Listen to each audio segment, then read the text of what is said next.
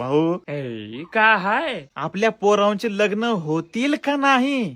यार तू कशाला टेन्शन घेऊन राहीस त्याचं होणार का माय का घालणार तिकडं. आपलं काम फक्त हाव जायचं होतं, शाळा सुकवायचं होतं. शाळा शिकलो ह्याने गाडीत बोट गाडीत फिरले, आता घ्या म्हणा उडून आपल्याला. तू टेन्शन घेऊ नको. भाऊ तसं म्हणू की आपलेच आहेत की. यार आपलेच आहेत म्हणून तर 25 वर्ष झाले.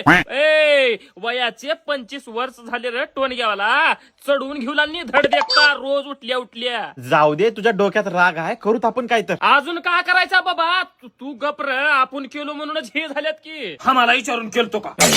आता मार मारलो रपमन झपका म्हणजे हागचील जाग्यावर. नाही तर काय. अरे तू तर बोलूच नुकरा मादर चोदा. भाऊ तुला सांगतो, महिना झालं सोयरीक आली आहे, एक नंबर सोयरीक आहे. ह्याला करून घे म्हणून ह्याच्या पार मागे लागून लागून मला कंटाळा आला. ह्याच्या डोसक्याला कुठं तर दाखवून लिंबू घासू का म्हणाला.